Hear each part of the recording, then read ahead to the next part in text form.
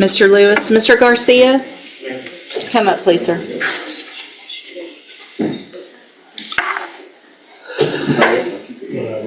Mr. Garcia, you tested positive for marijuana, amphetamines, methamphetamines, and ecstasy.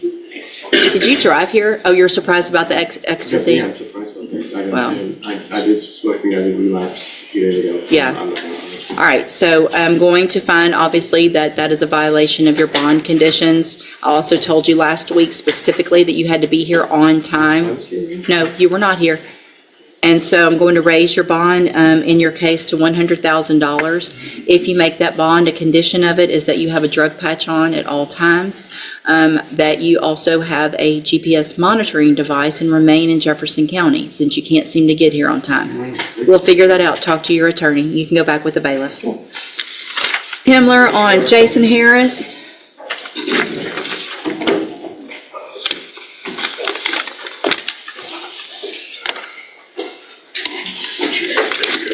All right, Mr. Harris, this is 24 DCCR 2254. You tested positive this morning for methamphetamines and amphetamines. I drink a lot of 5-hour powers for 3 days, and that's the only thing I think that would make a problem. I've been in Houston with my kids, and I ain't even been around here right now. And I drink a lot of 5-hour powers regularly. 5-hour powers is not going to test positive for methamphetamine. If you send it off to the lab, I'm sure you'll see that it's not, I don't do nothing like that. I don't even have the money for that. Well, all I know is you tested positive for methamphetamine. And obviously there's some concern because you were arrested while this case was pending. And Mr. Coleman figured that out. Hold on. So it was a traffic ticket. Just hold on.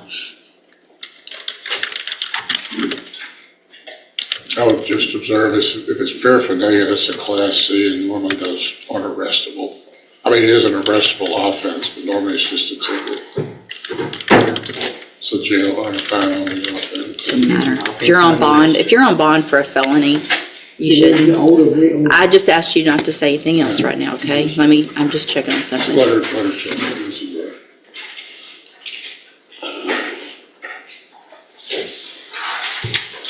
Obviously, Google and AI is not the end-all be-all, but it is unlikely to cause a positive result on a standard drug test. A 5-hour energy drink does not contain prohibited substance like THC, opiates, or amphetamines.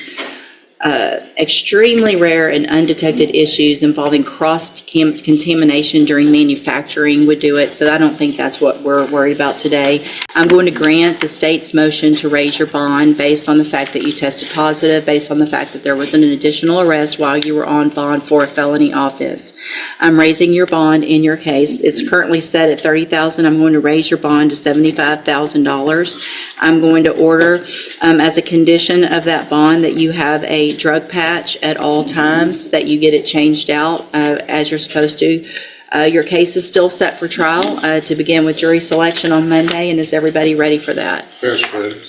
All right, I'll number the case. If you're in custody, we'll have you brought over for trial. If you're not, then you can talk to Mr. Kimmler this morning, okay? All right, you can go back with the bailiff.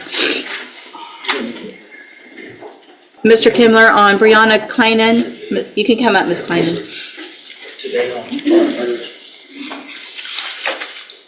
All right, Ms. Clanan tested negative, which is obviously good, and No 5-hour energies. yeah, you never know about those energies. Stay away from Ms. Clanan, in cause number 25, DCCR 0446, you were previously in court, entered a plea of guilty to evading arrest or detention with the use of a vehicle. I have received the pre-sentence report. Has everyone had an opportunity to review that report? defense agent. Yes, Your Honor. Are there any additions or corrections? No from defense. Not from the state, Your Honor. What is everyone's position with regard to the recommendation in the pre-sentence report with regard to her addiction issues? The recommendation is ISF followed by JCDI program. Again, from the defense, Your Honor, the treatment is a continuum, I suppose, and since she's demonstrated, at least today, that she's drug-free, then I would suggest the court hold the ISF in advance to just see how she progresses on probation. Maybe perhaps with a drop program. Well, she's gonna go through JCDI for sure, if, at a minimum. Mr. Nichols, thoughts, since I she would ask tested at least for negative? JCBI, Your Honor. She's still underage, but she has a drinking problem and needs to get that dealt with, treated, or under control. And she also smokes marijuana regularly. The facts on this case, she and her friend were heavily intoxicated, Yeah. fled from police, lucky it wasn't a crash, It could have been terrible. tried to hide out from police Yeah, around a. I know, yeah. and it could have been a lot worse. And I'll just tell the court from reviewing the video, at least that night, they sure thought it was hilarious. She needs to grow up. She needs to take a little more serious what's getting her here in felony court. Yeah. And I'll. You understand it's not funny. I mean, I'm never gonna get no, I understand that right now, and people do But that. that night, yeah, I do regret everything that night. So here's the thing, and the seriousness of this is that if you don't do what you're supposed to and get your life on the right track, which is what everyone wants. You're young, we want you to be successful. You're gonna get a probation today where you don't have a felony conviction on your record. And if you complete that probation, you're never gonna be a convicted felon. But if you violate and you don't take advantage of the programs that we're gonna give you, it's gonna be difficult because you're at an age where all your friends are gonna be doing things that you're not gonna be able to do.